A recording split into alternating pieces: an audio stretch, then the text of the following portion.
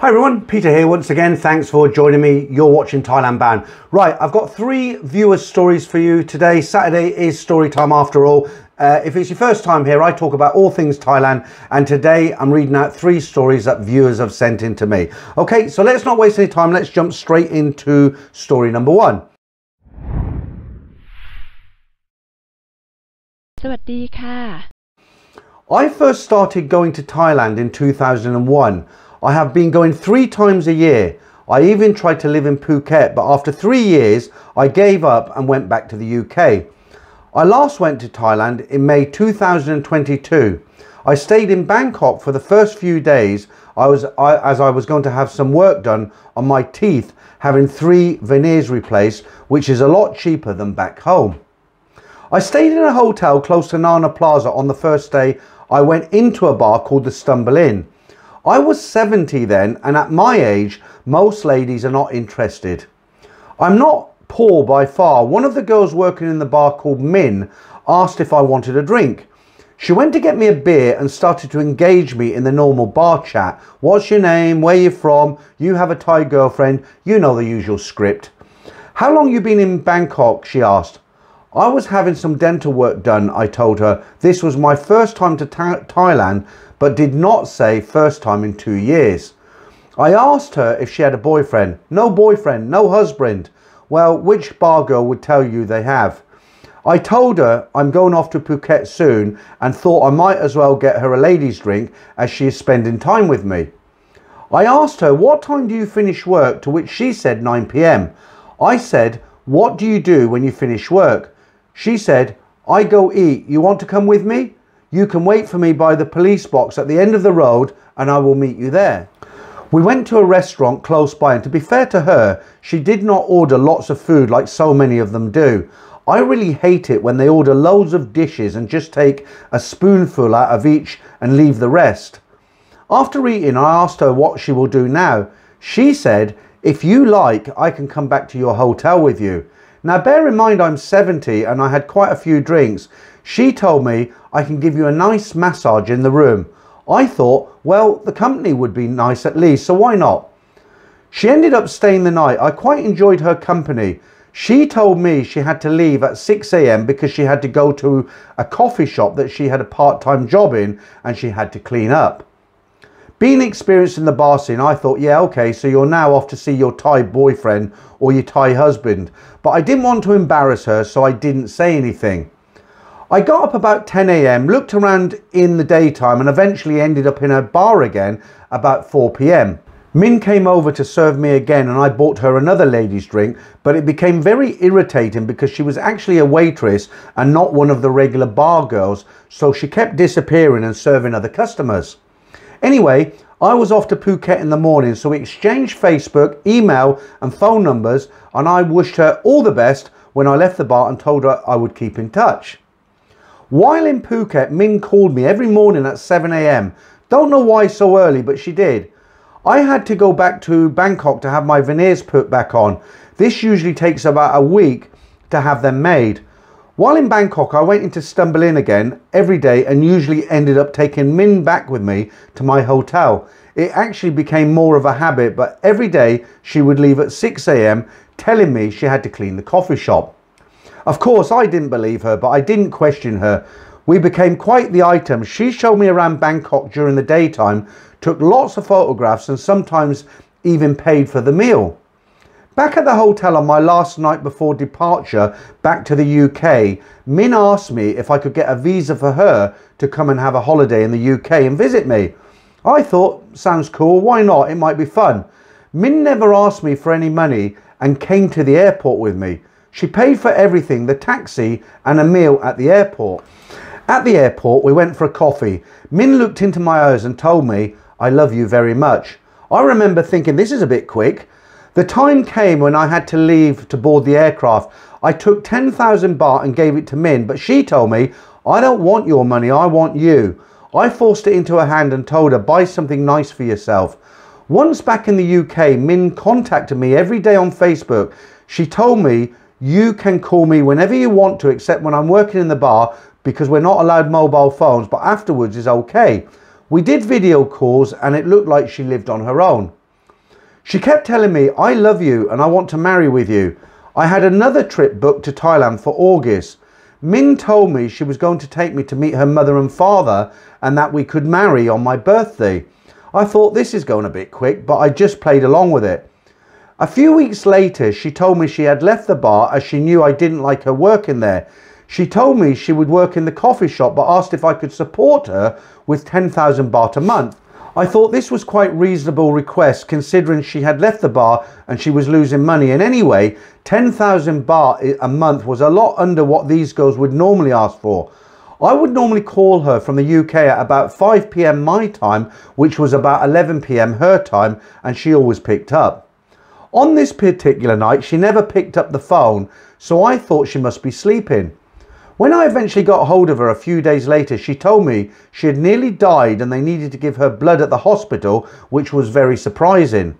She never did explain the hospital thing, but what I noticed is that her calls got less and less, and eventually she would not do FaceTime with me, only text messages, and I could never get hold of her in the evenings. So I thought of a plan. I thought I'll send her a text message from a different number, pretend I'm somebody else, and tell her I met her in Istanbul just a few days ago. Let's see what she says. She replied and gave me a completely different Facebook account and told me right off the bat that she did not have a boyfriend and was not married. She obviously didn't realise she was speaking to me. The next time I got hold of her, I told her I caught her out as the fake number was actually me and I now knew what she was all about. Of course she lied and denied it. She told me she knew it was me all along and just played along. Total BS. I told her that's it. I don't want to have anything to do with you. The next day on her Facebook there was a picture of her with another guy with lots of hearts and kisses around it. I left a sarcastic comment and the picture was taken down. After this she would send me the odd message to try and get back in with me, but I wasn't interested and eventually blocked her. It just goes to show you that even after 20 years, these girls can be convincing. The thing is, a lot of guys who go to Thailand, they assume that the girls who work in the bar want to marry them and go back to their home countries, wherever it is. And that simply isn't true. These girls who are working in the bars, they are working for money. That's their job. They look at it as their job. Most of them have got children back home. They support their families in Isan or wherever they come from. And they're there for money. Of course, they're going to try and get as much money because you know what they're about. But it is totally wrong to assume that if you take a girl out of that environment, she will be eternally grateful and she wants to come and live in your country. Now, it's true to say with some regular couples, foreign guys and Thai women who are just regular dating, they get married and the girl comes over to whichever country, the UK for instance, it can work out and there are lots of successful couples around the world. That's fine. Thailand is their home. They want to stay there. They just want to make money. So, you know, when you go to Thailand to have a good time, just try and keep that in the back of your mind. You know, they really don't all want to come to your country. Right, let's get straight into story number 2 now. I moved to Thailand in 2005 to work as a sports instructor on Koh Samui. I was 32 years old and moved from New Zealand. Thailand was a paradise coming from a cold country. After working there for a year, I moved to Pattaya to open a new branch for the company. I was working on Koh Samui. I had heard a lot of bad things about Pattaya, but it turned out to be excellent. I lived and worked in Jomtien. I bought a couple of townhouses and chopped them up into 10 apartments. I tried renting them out on a short-time basis, but it was a lot of hassle, so I ended up doing long-term rentals. Rents were so low it was not really worth it, but more about that later. I never had any serious girlfriends. Generally, girls in Pattaya want an allowance to be your girlfriend, and I never seen the point in that. I met a great freelancer and we had a casual relationship for several years. I gave her a room to use in one of my houses and she did the cleaning of the communal areas and cleaned the rooms when they became vacant for the next tenant. So a good arrangement for us both. In 2011, she told me she was pregnant. Exciting news, but I knew she was seeing other guys, so I told her I would cover the cost of the hospital and give her an allowance once we did a DNA test. She did not want to pay for any hospital bills, so she led a Welsh guy on that he was the father. My son was born in 2012. He was clearly mine, and it took me 6 months to convince the mother to get a DNA test. I had to lie to her and tell her she would not have to tell the Welsh guy I was the father. I was desperate to know. I don't want to badmouth the guy as it will seem very biased, but I did not want him near my son and he deserved to know the truth. When the test came back showing me as a father, I said she had to tell the Welsh guy the truth. She was upset but eventually did so. He contacted me wanting a copy of the DNA test, which I sent him. I told him I would refund him the 50,000 baht that he'd spent on the hospital. He demanded the money. He also demanded we all get DNA tested again, including the baby's mother. I said, okay, but it's expensive, so you will have to pay for it the second time around. He then changed his mind. I said I wanted him to help us get my son's birth certificate amended. He said he had no money and put my son's mother under a lot of pressure demanding money, telling her he was penniless. I gave him 25,000 baht to get him on side and we tried to amend the birth certificate. This turned out to be impossible. The Welsh guy was very demanding, so I gave him the rest of the money and he disappeared. My son's mother used to hang out at her friend's bar and the Welsh guy went back to the same bar and got a new girlfriend. His dad lost his house to a bar girl several years before and now this guy has lost a son. I tried living in the same house as my son and mum, but the mum was a bit jealous, so I moved into an apartment into my other house. We would meet every afternoon and go to the beach or go to dinner. This worked out really well, and after a year the mum said she wanted another child. She was a year older than me and did not have many years left for having kids. She said she could support 2 kids on her allowance. She was a fantastic mum, very clean, and took amazing care of our son, so I agreed. In 2015, our daughter was born. I had some business to take care of back in New Zealand, so I applied for a visa for the mother and a New Zealand passports for my kids. Amazingly, we got them even with my son's birth certificate showing the wrong name. I managed to sell my houses and almost managed to break even. I will never own property in Thailand again. It's so difficult to sell. We moved back to New Zealand and stayed there for 4 years. We were not really happy there, although I was enjoying the hunting, which I cannot do in Thailand except for snakes with a BB gun. We decided to move back to Thailand in 2021. We live in Isan in my kids' mother's house, which I have added to and put a swimming pool in. Rent from the house I have in New Zealand covers our living expenses and I like doing share trading. In volatile markets, it is possible to make quite good money. Things really have turned out very well despite making pretty much every mistake in the book. Fingers crossed for the future. After over 10 years of living in Thailand, there is some advice I think would really help first-time viewers. 1. Rent. It is very easy to buy and very difficult to sell. Rent is so cheap and when you want to move, you just go. I saw many people burn out after 6 or 7 years. Moving to another area is a great way to keep Thailand fresh. 2. Don't fall in love. Over the many years of observing relationships in Thailand, it almost never works between Thais and foreigners. Maybe it's a language barrier. Maybe it's a culture. Many people think they have a better chance with a non-bar girl. Really, from what I have seen, it makes little difference. In fact, my friends have tended to lose more to the non-bar girls. If you want to have a relationship or long-term situation, settle on an allowance and say it's all you can afford. Do not give in to the request for more money. Once you start, it will not stop. 3. It is very difficult, almost impossible to make money in Thailand, and I would not recommend anybody try this. The small rents from my apartments did help a bit, but the trouble involved running them was not really worth it. I could write a book on all of the problems with the business I ran in Jomtien. It seems Thailand just does not want foreigners working or owning businesses in Thailand. Well, I kind of agree with some of that, but not all of it. I don't agree with point number 2 that you can, you're more likely to lose money with a non-bar girl. I have many friends who have relationships with Thai girls. They're married. One of my best friends has 3 grown-up boys with a Thai girl. It all depends on upbringing, education. There's a lot of things that come into the mix. But one thing I would agree with him, and I've mentioned this many, many times before, people sometimes write to me and say, look, I'm moving out to Thailand. I want to buy a property. What do you think? And I always strongly advise them not to buy property just for the very reason that this guy has said.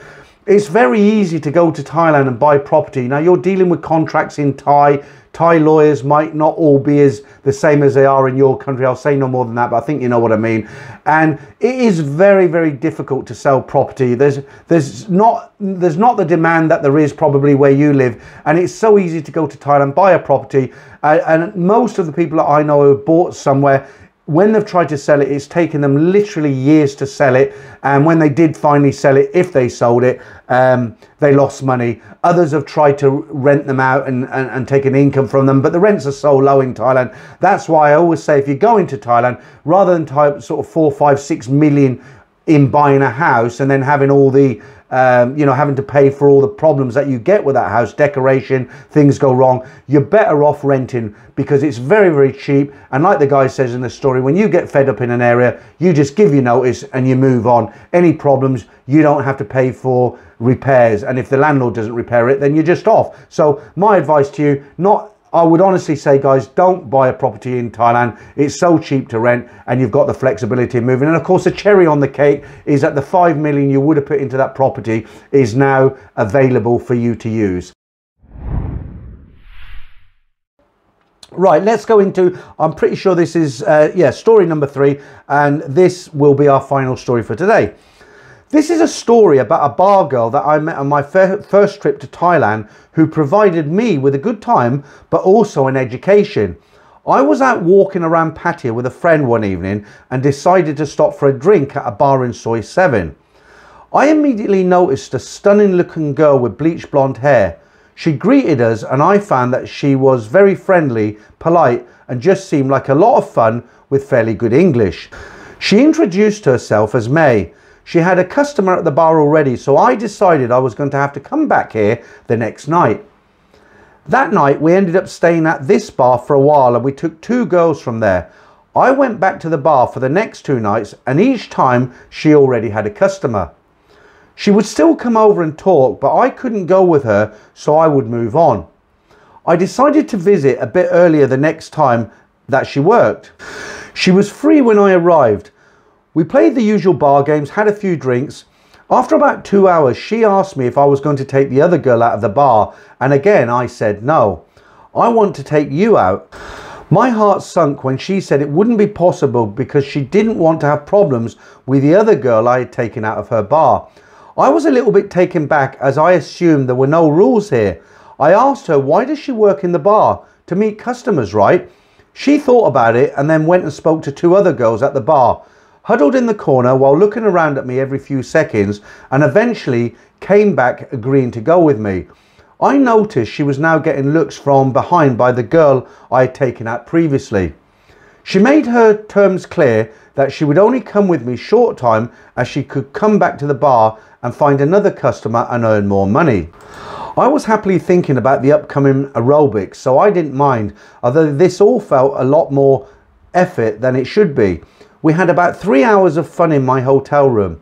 I got her number and she texted me all night after she had left, so she must not have had any luck back at the bar. This repeated for another week before she told me that the other girls at the bar accused her of being a bad girl for taking another girl's man, even though I only went with the other girl for 1 night, and secondly, only going with her for short time. They said she didn't care about her customers. To prove them wrong, she said she would come with me long time from now on, and made a point of loudly saying we should go eat now and see a movie, Tirak. Well done, those girls. Following this, the only time we were apart was usually midday, when she'd go back to her room, until meeting up in the bar again 4 or 5 hours later. However, we were eventually together nearly every hour of the day, and life was a lot of fun with her. We would usually spend 2 hours at the bar every evening before going elsewhere. I wasn't bothered to go there, but I guess she had to keep up appearances and earn money for the bar. I learned a lot about her and the workings of the bar girls from spending so much time with her. She had 1 daughter aged 2, and she lived in a small room with another girl from the bar called Anne. Her mother and 3 sisters lived on the outskirts of Pattaya. I was taken to meet them as a friend. They were very welcoming. They didn't ask me for anything, and I ate dinner at their house several times. The father of her child lived behind the house, which I didn't think much of at the time, but now I guess they were probably still together, as I often hear in these stories. At least he wasn't called her brother. I also found out that she actually had a foreign boyfriend from Norway who was sending her 15,000 baht per month. He would call her sometimes late at night and she would tell me to be quiet. We would be wrapped up on the bed while she was telling him that she was in her room already or in the toilets near the bar, and how the bar had been quiet all night. One time she was very angry that he didn't trust her. He accused her of dating other men, so she threw the phone, an old Nokia block phone, against the wall, smashing it into pieces.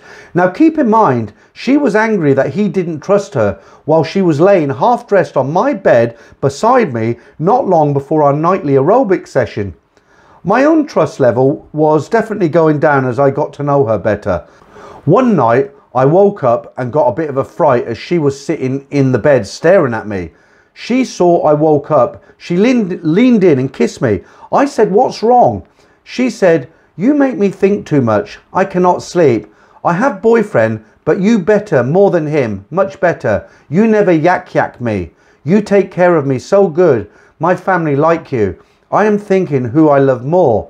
One time, we all travelled to their hometown for 2 nights in a rental car with May at the wheel. She was actually a decent driver, but did end up running over a cat that darted across the road in the heavy rain and losing the deposit because of that. Even though we stayed in a hotel close to her family home, May wouldn't partake in any aerobics as it was her hometown. I still don't understand that. I had come well equipped, but for nothing. There was another time May took a few days off as her daughter got sick and had to be admitted to hospital, and sent her older sister to my hotel to pick me up and bring me to the hospital to visit them. It was a bit of a drive and near the airport, but they were very nice and friendly people. They didn't have their hands out and didn't ask me for anything. I did have it in the back of my mind that I was going to be hit for a hospital bill or something, but nothing of the sort happened. Her older sister came to work in the bar for a few nights, and when she was full of drink, she saw me and May looking comfortable together. She came over, not angrily, but pointed her finger into my face saying, "I know you go with my sister. I know what you're doing." I was sat there a little bit confused thinking, what did she think this was? Her sister works in a bar and we were hardly just friends hanging out with each other every hour of the day. May's friend Anne wasn't all that popular at the bar, so sometimes May would ask me to bar fine her to come eat or see a movie with us. It was fine by me. Back then it was usually a 300 baht fine. Anne had a boyfriend from the UK who was coming over soon, and he kept in contact with May via Facebook. You have to remember that this was early social media days and mobile phones weren't massively owned just yet. May would use my laptop to check her Facebook, and I saw the messages he was sending as she asked me to help her with the replies. His messages were fine, asking all about Anne and asking May to tell her this and that, but he mentioned he was visiting Thailand in 2 weeks and told May, "I have someone for you." May, being May, her fun-loving self, just replied, "Bring it on." I was thinking I'll still be here at that time. However, once these Facebook chats ended, all my worries would soon go away because our regular exercise session would take place. Life went on, but what he said was now in the back of my mind, and I didn't bother mentioning it really, as it could be nothing, and I felt like our relationship was comfortable. The day they were set to arrive, we took a trip to Koh Lan, planned by May with her mother, daughter and sister. May's daughter stayed in her room the night before, and they came to pick me up on her motorcycle at 6 AM, and off we went to get the boat. We had a nice day. When we got back to the mainland, May went to her room to get ready for the night, and I met her 2 hours later at the bar. We had a few drinks, my friend joined us, and then the UK crowd arrived to hear us welcome from all the girls. 6 guys walked into a bar full of women who were very happy to see them. Happy guys on holiday, no fault to them. She ran over to greet them and had a drink with a guy I saw on Facebook who was now reunited with Anne. I said to my friend that I think this is going to be trouble for me.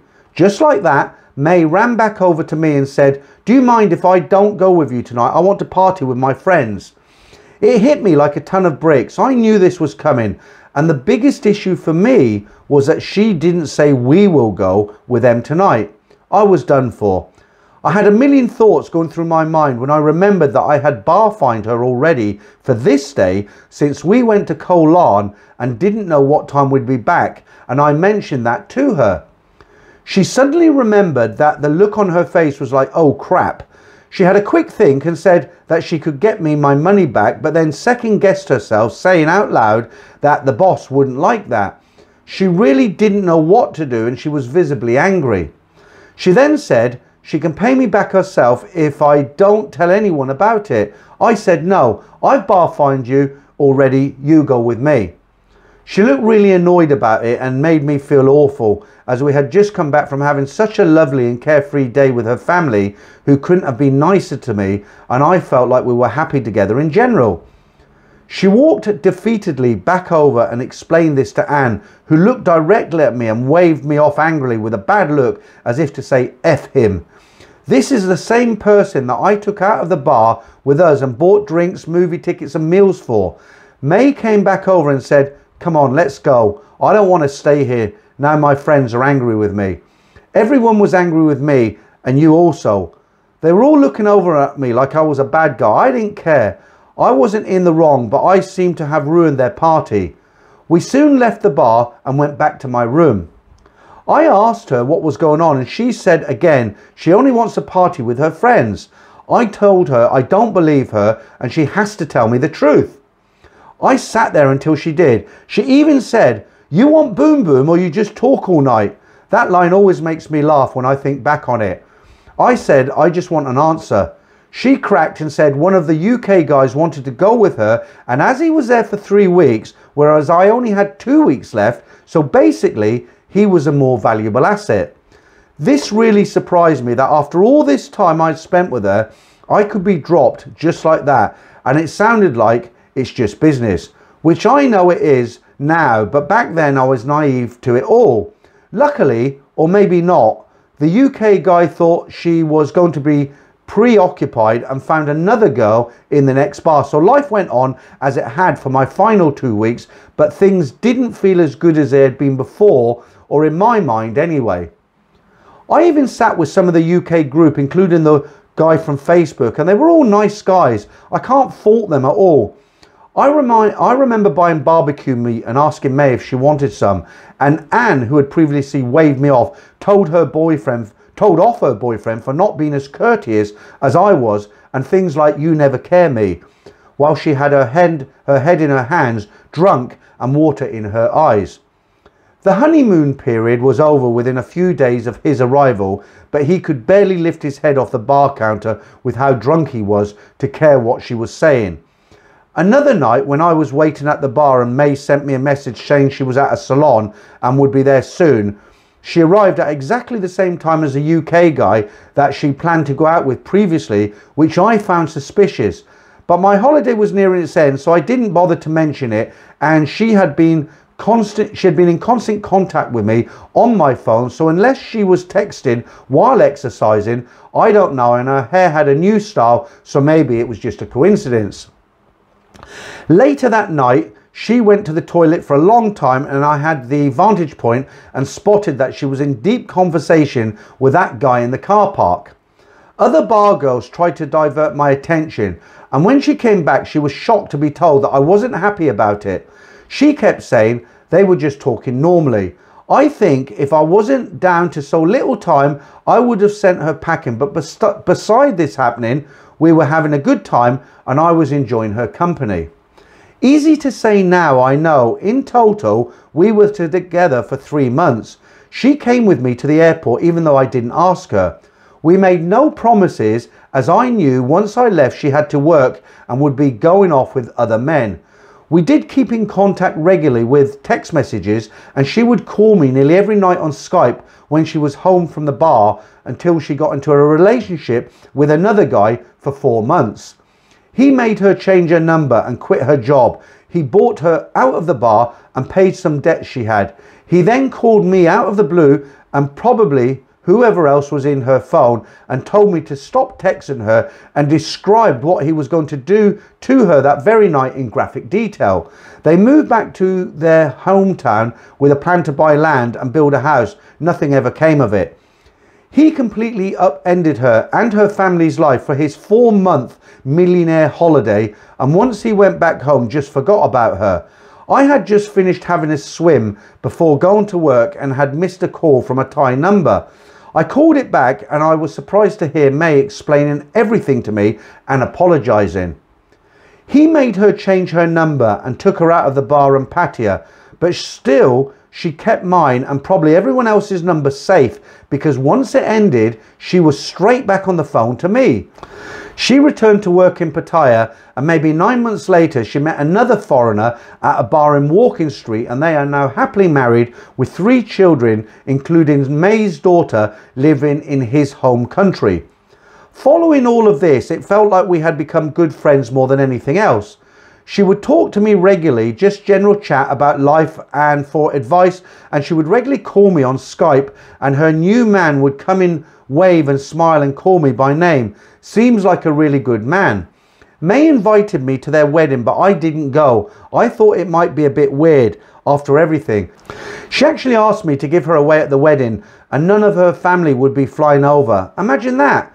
Coming up to their wedding, I got a message off a blank Facebook profile saying they were her soon-to-be husband's brother and wanted to know if she was a good girl and whatever else about her. May had already told me her soon-to-be husband was an only child, as his brother had sadly passed away many years before. I told her, and she worked out it must be the 4-month millionaire still stalking her social media for information. I didn't reply to him. We still talk to this day. We still have our same old jokes and small chats. I have no regrets here, only that I wish I had more knowledge of how things work, but it was certainly a learning experience, and despite everything, I am happy that I met her and still have her as a friend. Isn't that quite an amazing story? I mean, it's weird, isn't it? You think she goes to get married, and at her request, the guy who's going to give her away at the wedding just happens to be her ex-boyfriend. There's something not quite right there, is it? But I do know quite a few guys who have made friends with bar girls. They've gone off, come back, they've got new boyfriends or even married. And for some reason, it's weird in Thailand, they do kind of stay friends. So these foreign guys go to somewhere like Pattaya, meet a girl, spend a month or so with her, go away, come back another month or so, and then it kind of breaks off, go back a few years later, meet the girl, she's married, and they become incredibly good friends. Obviously the now boyfriend probably doesn't know, I get that. But yeah, it's just one of those things that they say only in Thailand. Right, I hope you enjoyed those 3 stories. That's it for this week's. Thanks to the guys again for sending them in. There'll be more stories next Saturday. To everybody who listened to today, thanks very much, and I'll catch up with you all real soon.